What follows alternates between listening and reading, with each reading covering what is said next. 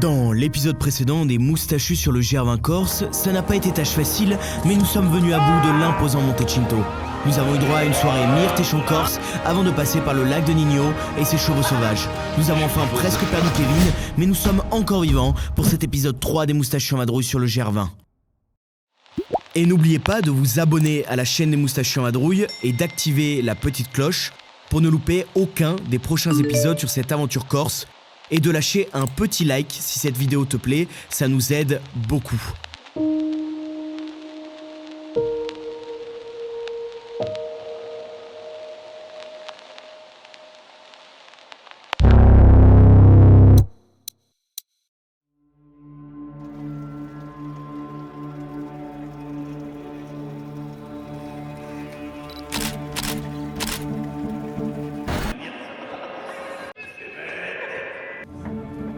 Et oui, il fallait bien s'y attendre, après l'embuscade corse et les innombrables verres de myrte que nous avons engloutis, le réveil de ce matin est compliqué. Je dirais même très compliqué. Heureusement, il nous suffit d'une bonne tasse de café et d'un pain au Nutella pour refaire le plein d'énergie et être prêt à attaquer cette nouvelle journée de marche.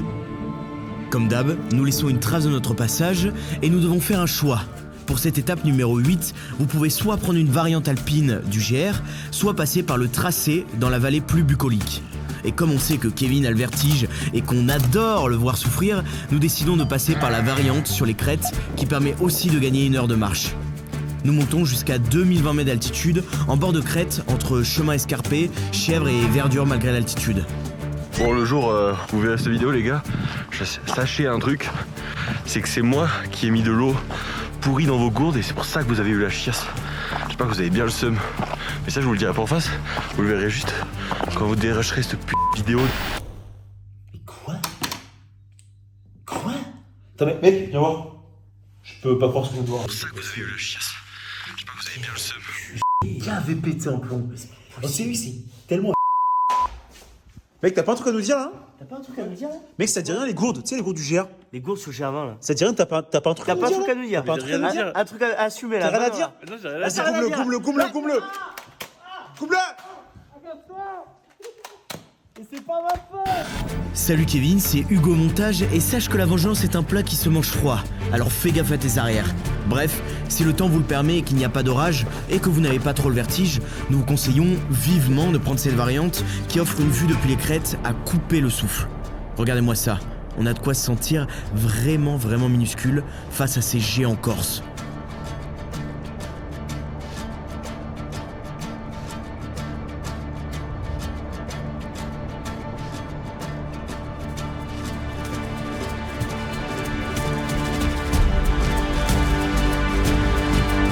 Et après avoir posé le drone, nous tombons sur un groupe de dames ultra motivées qui arrivent en sens inverse, avec qui nous nous arrêtons pour discuter, histoire de se reposer un peu et de prendre des infos sur la suite du sentier.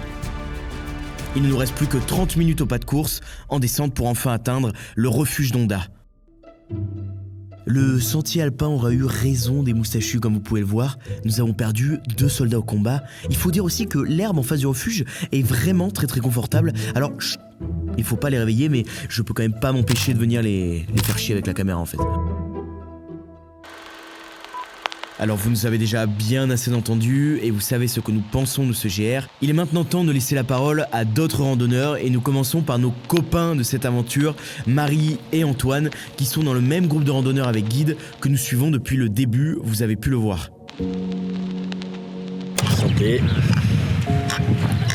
Attends, Antoine, 45 ans, c'est nul. Moi, Antoine, j'ai 45 ans. Salut, moi je m'appelle Marie, j'ai 22 ans bientôt. De région parisienne, dans l'Essonne. Non, moi je suis corse. C'est sympa. L'île est pas mal. Moi oui, c'est la première fois. Non, moi j'ai fait plusieurs étapes, tu vois. Mais pas jamais entier. L'an dernier j'ai fait le sud et cette année j'ai dit je fais le nord, tu vois. Moi oui, j'ai fait 10 ans de gym en compète. J'étais jeune sapeur-pompier pendant 2 ans. Et après, un peu de salle de sport ou sport avec les amis, vélo, course. Rando, non. Jamais rando? Jamais des grosses randos. C'était, comme je suis en région parisienne, c'était plus la forêt de Fontainebleau, donc c'est pas des super randos. Et jamais en haute montagne. Oui et non. Mais bon, après c'est une passion. Et puis bon, faire le GR chez toi, c'est c'est un truc que j'ai envie de faire. Parce que bon, de faire quelque chose de chez nous, quoi. Et après, ce qu'il y a de beau, c'est... Après, la région, elle est magnifique, quoi. Tu vois, l'île, c'est la plus belle. Hein. Les 3 premiers jours, ouais, c'était super dur. Et après, là, c'est devenu mode mécanique automatique. Et j'adore. Après, il y a Antoine qui fait rire tout le monde, du coup, ça passe plus vite. Attends, tu m'as pris pour un clown. Bah oui. C'est ce que t'es en train de dire. Le premier jour, je me suis dit quelle idée j'ai eue et en fait, j'adore. C'est trop bien. Là, on a décidé de le faire, il faut le faire. Hein. Mm. C'est le mental. Il faut le faire au moins une fois. Après, tu le fais tout le temps. En restant ici, tu peux faire des étapes quand tu veux. Et en plus, voilà, tu arrives dans les refuges et tu te bois une petite bière. Moi, c'est parce que j'étais étudiante infirmière quand il y a eu la première vague du Covid en France, en région parisienne, et donc du coup, ils nous ont envoyés en réa, et je l'ai attrapé. J'ai été hospitalisée 15 jours en soins intensifs à l'IT, et vu que j'étais sportive avant, le Covid, il m'a vraiment cassé en deux. Enfin, j'arrivais plus à marcher, j'arrivais plus à rien faire, j'étais essoufflée au moindre effort, et j'avais entendu parler du GR20, et je me suis dit, bon allez, je vais me surpasser, et je vais prouver à moi-même que je suis encore capable de faire des choses, du sport, et donc le GR20, et voilà. Et aussi pour prouver aux autres, parce que personne pensait que je serais capable de le faire, mais vraiment personne. Hein. Tout le monde disait que j'allais abandonner, que j'allais pas arriver jusqu'au bout, et c'est aussi pour prouver à moi que je suis capable, et aussi aux autres. Je vais t'expliquer, bon, je marche souvent, d'une, comme je t'ai dit, et puis de deux, je voulais faire vraiment le GR ou le nord ou le sud, mais vraiment complet, tu vois. Bon, l'an dernier, j'ai fait le sud, après il y a eu quelques soucis, donc je n'ai pas pu le finir. Et là, cette année, on a monté une petite équipe pour le faire, parce que c'est... Pour dire on l'a fait parce qu'on est ici, et puis c'est à faire, voilà, tout simplement. Après, le truc qu'il y a, c'est que tu rencontres énormément de gens et de gens bien. Il y a l'ambiance, les rencontres, la convivialité, voilà. Tu te retrouves autour d'une bonne bière, avec des bonnes personnes comme vous, comme tout ce qu'il y a là, et tu passes un bon moment. Voilà. C'est vrai. Et c'est donc à refaire. Moi, c'est Antoine. Non, je rigole. Très bonne équipe. Ouais. Moi, personnellement, j'étais avec un bon groupe, très bonne équipe et de très bonnes rencontres. Voilà. Et aussi, ce qui m'a aussi le plus marqué dans le GR20, c'était le cirque de la solitude. Ouais. Bah, ça, c'était incroyable en émotion. Ça, c'est le deuxième. Le premier que t'as marqué, c'était moi. Que le cirque de la solitude, ça porte ton nom. Hein. Ouais. Et en fait, quand Tu te t'arrives sens en... vraiment seul parce que c'est... Ouais. Mais en fait, chaud, quand quoi. t'arrives en haut, c'est vraiment, t'as l'impression que c'est juste c'est un chaud. toboggan. Et en fait, du coup, on est contre la paroi à descendre avec notre sac qui est lourd et... Si tu as peur du vide, tu peux pas le faire. Ouais. Et moi, j'ai un peu peur du vide et j'ai réussi, mais... Et oui, puisque là, tu fais juste une erreur de pas. Non, après, si tu es habitué, ça passe. Tu es dans le vide. Ouais. Oui, t'es vraiment dans le Il vide. n'y a rien. Ouais, tu Ouais. t'accroches. On est hyper soudés.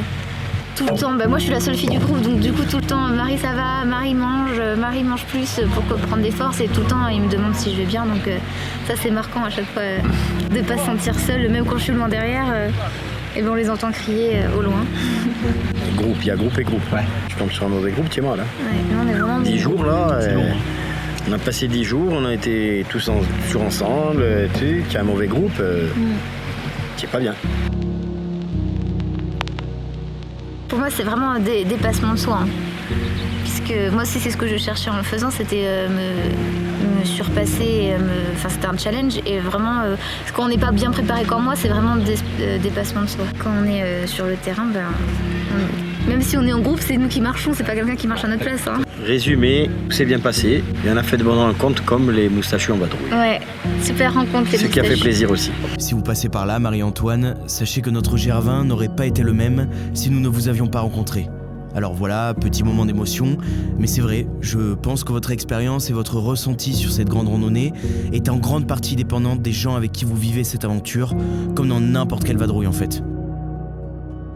Allez, c'est bon, là, tous les pinsoutes sont rentrés. Les pinsoutes sont dans l'enclos. Il faut fermer l'enclos, là, pendant que les animaux sont dehors. Ferme l'enclos, ils vont s'enfuir. Ils vont s'enfuir. Les pinsoutes vont s'enfuir.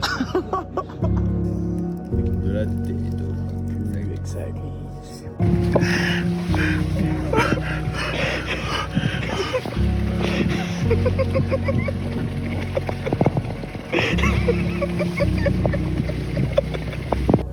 Ah oui, j'ai presque oublié de vous dire, le refuge d'Onda est réputé, très réputé même, pour ses lasagnes au bruciou, servies avec amour par Nicole et Jando. Vous nous en direz des nouvelles.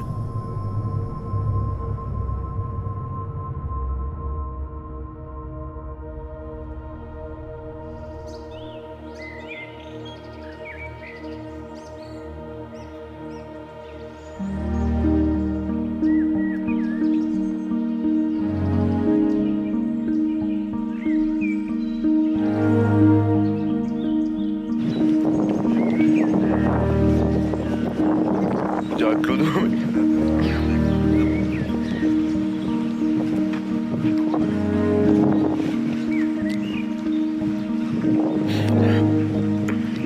On dirait gavé de Clodo au PMU.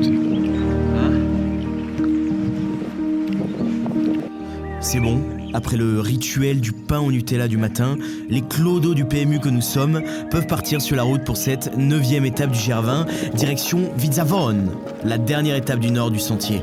Ce matin, le lever de soleil est magnifique, il ne fait pas trop chaud et une légère brise matinale nous accompagne tout au long du chemin. Le sentier s'élève de façon très abrupte vers l'ouest et est couvert de mines, alors attention où vous mettez les pieds. Nous continuons la montée et nous voyons se dessiner au loin le sommet de la Boca Mouratellu et en passant à travers ces plateaux herbeux, nous commençons vraiment à ressentir la transition entre la portion nord et celle du sud du GR20, beaucoup plus verdoyante.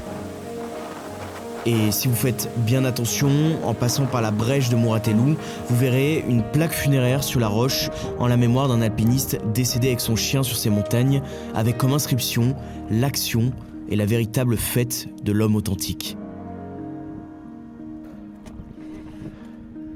Et puis, arrivé au sommet, on croit être tombé dans une vraie embuscade cette fois-ci, mais ce n'est que la Légion étrangère, en exercice, qui vient gravir les montagnes corses avec leurs armes et tout le bardage au KLM.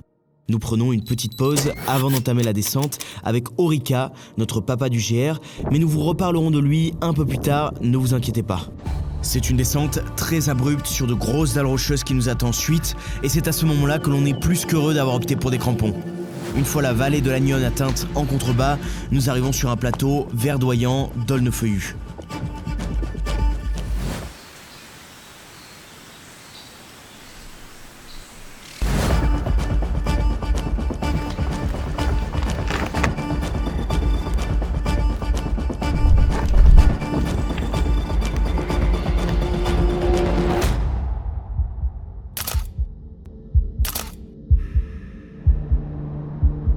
Et nous avons trouvé le cadre parfait pour notre petite pause déjeuner à base de bons sandwichs au jambon du pays.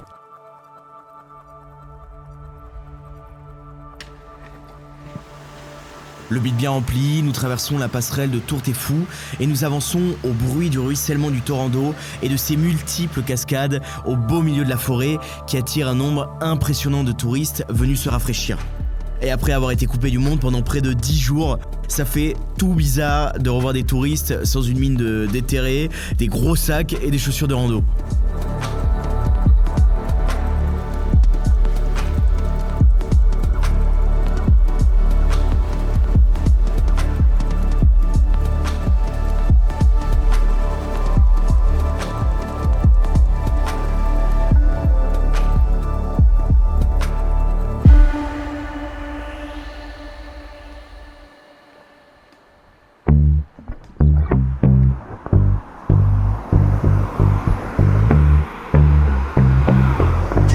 Qu'est-ce qui se passe là?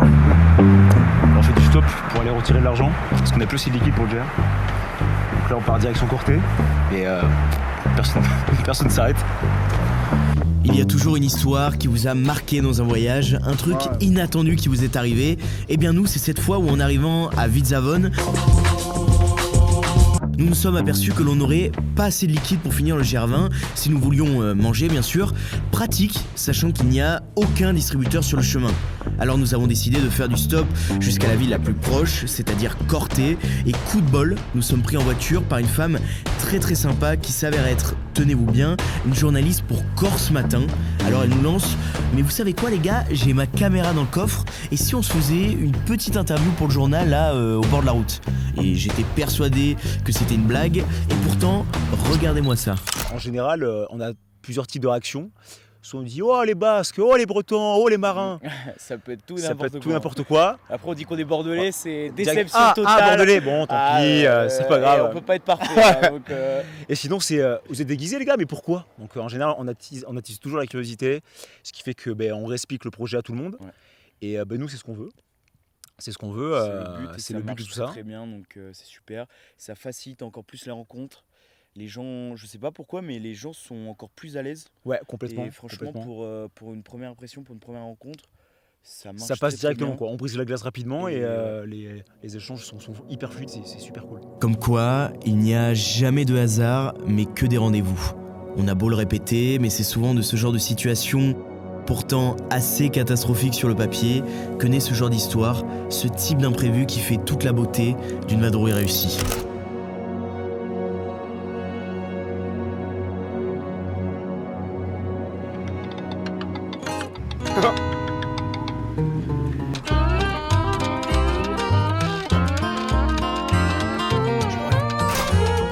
Bon, au final, l'objectif, c'était quand même de retirer de l'argent à Corté. Et après toutes ces galères, je pense qu'on peut dire que c'est mission accomplie.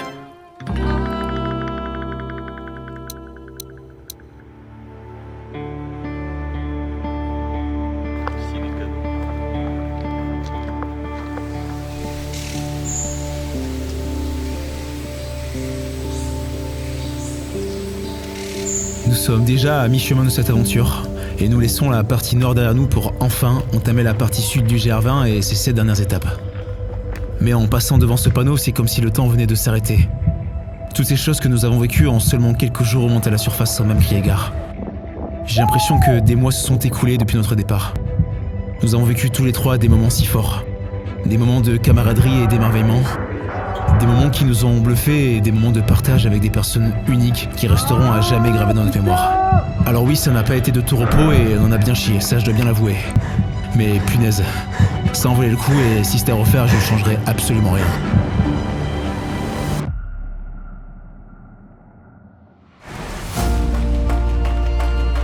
Mais nous laissons tout ça derrière nous pour continuer à avancer en direction du refuge de Capanel.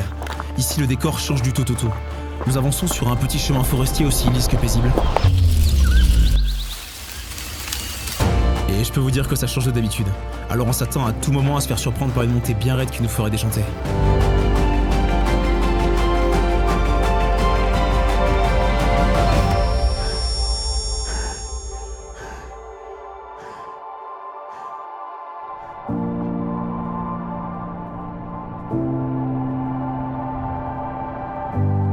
Après ça, nous quittons la forêt pour le col de Palmente qu'il faut gravir sous le cagnard. On n'a plus du tout la force de trouver un meilleur spot, alors on se pose sur le bord du chemin pour le pique-nique.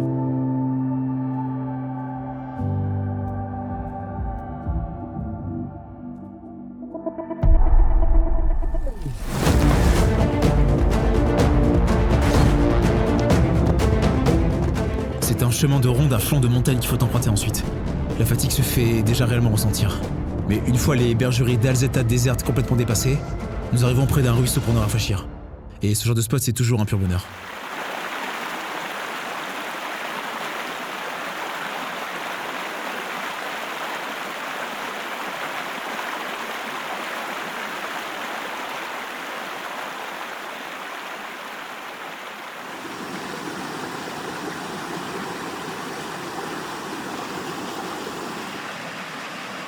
Regardez-moi ce pink suit là. Oh, oh.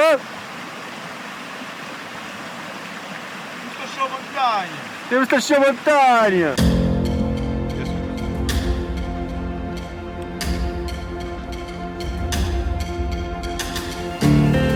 Pas le choix, nous traînons donc Jérémy à moitié dans les vapes par la peau des fesses. Il nous reste un dernier dénivelé positif assez raide dans la forêt de Sambucou, pour atteindre une route goudronnée paumée en plein milieu du maquis corse.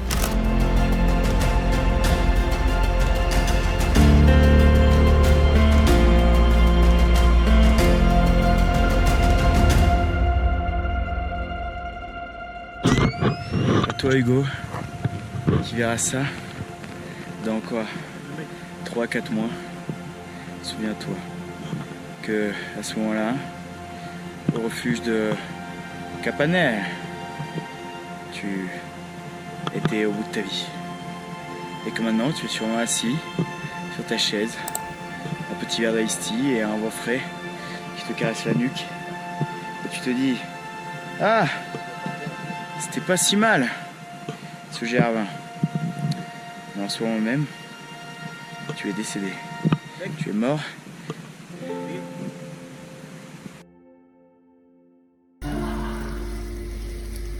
Quand vous avez commencé à monter, il râlait. Petite gastro sur le GR20.